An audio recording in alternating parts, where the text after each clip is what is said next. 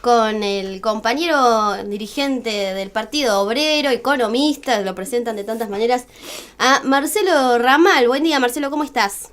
¿Qué tal? Buen día, ¿cómo les va? ¿Bien? ¿Qué tal? Buen día, Marcelo. ¿Qué tal? ¿Qué tal?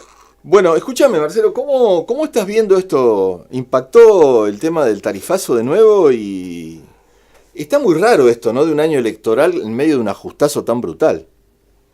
Bueno, creo que tenemos que retomar nuestra conversación de la semana pasada, porque justamente, refiriéndonos al año electoral, hablábamos de que el proceso electoral no va a ser un paseo, no va a ser esa situación donde a veces se despejan los factores de crisis o de conflicto para justamente manipular inclusive al electorado, ¿no es cierto? Es decir, cuántas veces hemos visto que los tarifazos llegan antes o después de las elecciones.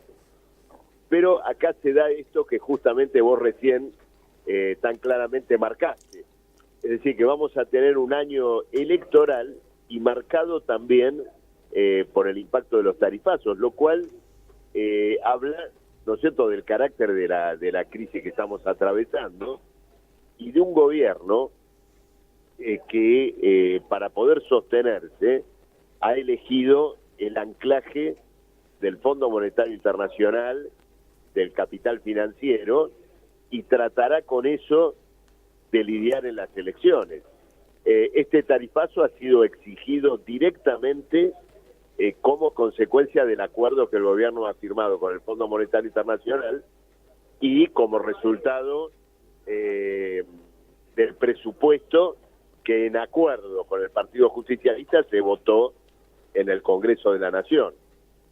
Pensemos simplemente que, por ejemplo, los subsidios a la tarifa de electricidad, que en 2018 fueron de alrededor de 4.300 millones de dólares en el presupuesto, este año se van a unos 2.000. Y naturalmente, como se reducen los subsidios para pagar la deuda, afrontamos estos tarifazos del 55% en la electricidad, otro 35% en el gas, y luego el transporte, que acá en el área metropolitana para nosotros va a tener un impacto muy fuerte para el bolsillo del trabajador. Bueno, en todos lados, porque viste que las provincias se van a tener que hacer cargo de los subsidios. Por supuesto, es decir, digamos, el tarifazo que se indica acá para los próximos meses en el área metropolitana va a tener su correlato con la decisión de que las provincias asuman el costo de los subsidios al transporte en cada jurisdicción. Solo para tener una idea, acá en pocos meses vamos a tener el colectivo en 23, el subte en 21. Estamos hablando de que un trabajador que cruza del conurbano a la capital o que se mueve con un cierto nivel de uso de colectivo y subte va a estar arriba. No te estamos escuchando, Marcelo, se está como entrecortando. No, decía alguien que, es decir, un laburante que vaya de capital a provincia, que tenga un cierto gasto de transporte durante el día, va a estar gastando más de 100 pesos diariamente. Claro, es muchísima plata. Esto implica, imagínense la canasta de pobreza. Algunos también, cuando hablan de los jubilados, hablan de una canasta del jubilado que está cerca también de los 20.000 pesos, y la canasta de pobreza también se ubica en ese nivel. Estamos hablando de que un trabajador a lo mejor llega al 15% de su gasto solo en transporte público, como resultado de estos tarifazos. Ahora, el otro elemento que tenemos que ver es que junto a este tarifazo se ha puesto de manifiesto una crisis política en el gobierno, que se relaciona con la renuncia del secretario de Energía. Es decir, el gobierno larga tarifazos y al mismo tiempo renuncia el hombre de los tarifazos. ¿Y eso cómo viene la mano? Porque yo lo expliqué recién de un modo que yo lo entendí, que me daba la impresión de que había un choque entre los intereses de la gasífera con el pago del financiero del Fondo Monetario. Tal cual, es exactamente así. Iguacel es un hombre de las petroleras, de las gasíferas. Acordémonos que hace poco tiempo atrás, hace unos meses, había querido aplicarle a los usuarios un aumento extraordinario para compensar a las gasíferas por la devaluación de la moneda. Claro. Una medida que se retrotrajo parcialmente. ¿En qué sentido? Que no lo pagaran los usuarios, pero lo pagara el Estado, lo cual es otra manera de que lo paguen los usuarios con otros impuestos. Pero él puso a salvo el interés de las empresas gasíferas. Acá ha ocurrido algo parecido. En el gabinete estaban todos de acuerdo en el tarifazo, es decir, eso los unifica. El problema luego era el destino del tarifazo, porque Iguacel quería que estos nuevos aumentos, particularmente en el caso del gas, ayudaran a sostener el sistema de subsidios a la explotación gasífera en Vaca Muerta.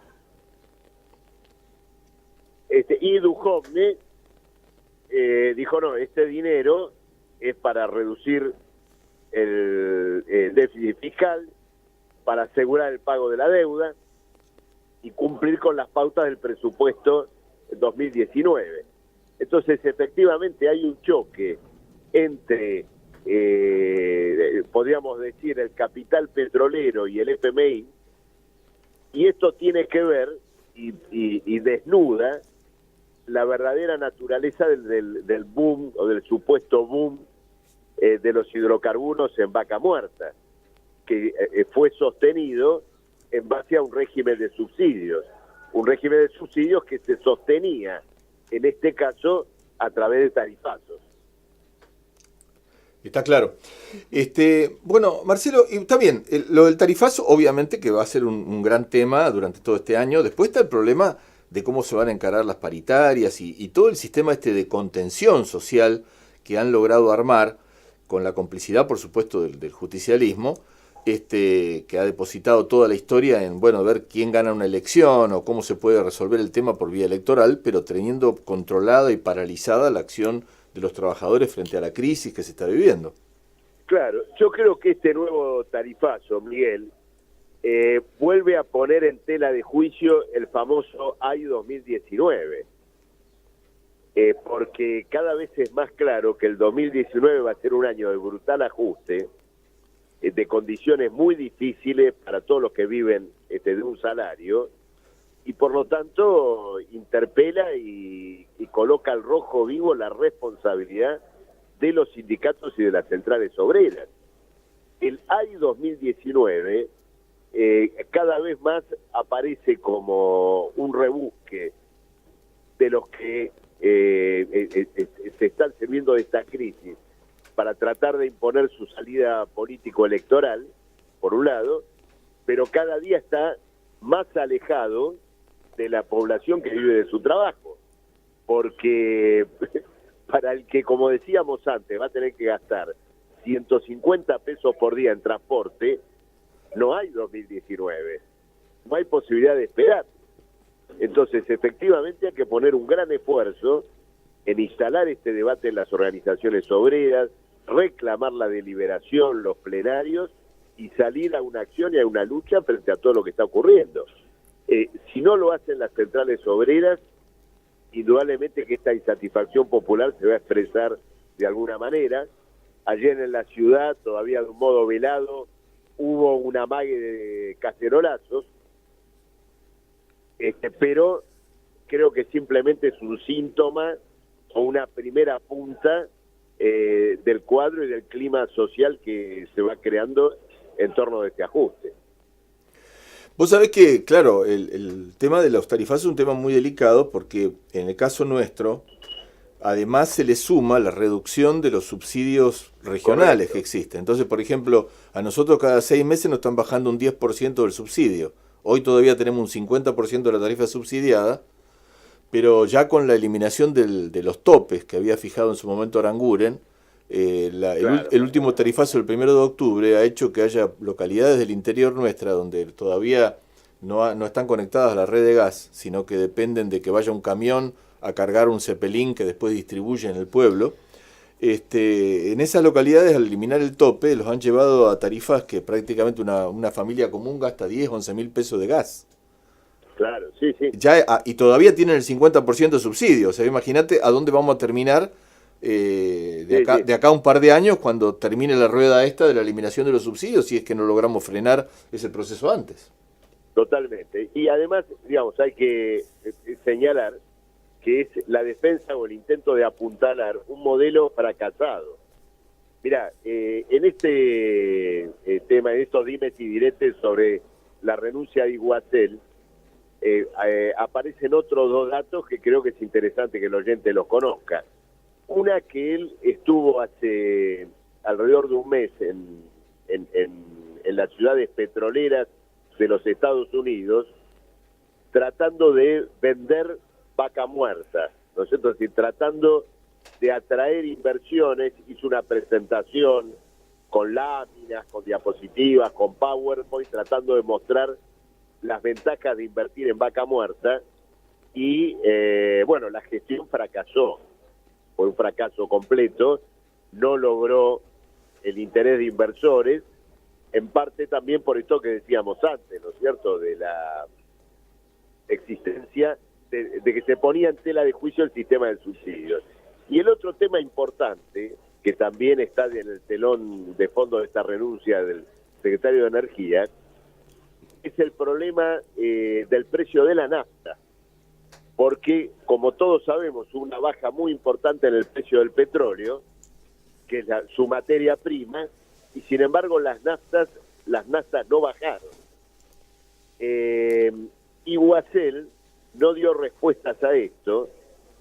En otro sector del gobierno que está tratando de cumplir con las metas de inflación del FMI, acusaron a las petroleras de estar poniéndose de acuerdo, de cartelizarse para no bajar los precios. Y bueno, Iguacel aparentemente miraba para otro lado, es decir, vuelve a aparecer el conflicto entre las petroleras y el gabinete del FMI. Pero el conflicto aparece porque el supuesto boom petrolero, es decir, una de las niñas mimadas del gobierno macrista, o tal vez la única, en el fondo es un fraude. Es algo que está sostenido con dinero del Estado y con acciones monopólicas para sostener artificialmente el precio de la nafta. Y luego, con esto que vos señalás, que es la confiscación a la población de la Patagonia, a la cual se le quiere sustraer un derecho histórico, que es la posibilidad de consumir los hidrocarburos de una manera distinta, digamos, reconociendo que su producción está allí respecto de los precios que se pagan en otros lugares del país. Marcelo, acá nos llega un mensaje de un oyente, dice: ¿a quién le importa octubre de 2019? Solo a los funcionarios kirchneristas y al macrismo. A nosotros nos están ajustando hoy. ¿Qué hacemos para enfrentar esto? Bueno, lógicamente el oyente está empalmando su preocupación con lo que estamos señalando ahora. Uh-huh. Es indudable que probablemente algunos que efectivamente están, ¿no es cierto?, en la cuestión de un recambio del macrismo para seguir pagando la deuda, para seguir con el FMI, miren para otro lado frente a lo que está ocurriendo. Pero esa no es la población, no es la situación de el pueblo que va a tener que afrontar ahora esta situación en el transporte, en la luz y en el gas. Entonces, la posición del Partido Obrero es que incluso, aún en este cuadro de dificultad marcado por el verano, vacaciones, etcétera, realidad que por otra parte no va a poder ser así para muchísimos trabajadores que, haciendo sus números después del tarifazo, no van a poder salir a vacacionar o van a tener que asegurar de qué manera pagan su alquiler, sus servicios públicos. Bueno, en esta realidad tenemos que reclamar que los sindicatos se reúnan, deliberen, que existan plenarios delegados, que se salga a un inmediato paro activo de rechazo a los tarifazos y naturalmente que esto empalme con una acción sostenida, un plan de lucha hasta derrotar, ¿no es cierto?, esta verdadera masacre social que se está perpetrando desde el gobierno nacional, pero con la complicidad muy clara de los gobernadores del PJ y del kirchnerismo. Una última pregunta, ¿cómo se prepara en este cuadro entonces la izquierda para intervenir en el proceso electoral? Porque más allá de que uno no quiera ser electoralista, obviamente tenemos que dar también en ese plano una respuesta. Claro, elecciones va a haber, indudablemente. Las elecciones van a estar salpicadas por esta realidad. Entonces necesitamos un frente de izquierda que ya se ponga en acción para realizar actos públicos, pronunciamientos en repudio del tarifazo, acciones de lucha y de clarificación en todas las ciudades en torno de lo que está ocurriendo, porque de lo contrario también estaríamos cometiendo un grave error. No nos podemos confinar a los sindicatos y dejarle a los políticos del ajuste la salida a la crisis nacional. Mientras luchamos para que nuestras organizaciones obreras se pongan en pie, tenemos la responsabilidad de presentar una salida de fondo a la crisis. Y ese es el papel que debería jugar el Frente de Izquierda desde ahora. Bueno, te agradecemos, Marcelo, lo mejor para el difícil año que nos espera y bueno, esperemos que dentro de la malaria que hay sea también un buen motivo para que la lucha crezca. Por supuesto, un abrazo allá a todos los oyentes y a todos los compañeros del Partido Obrero en Santa Cruz. Bien. Chao, chao. Chao, Buenas tardes. nos vemos. Chao.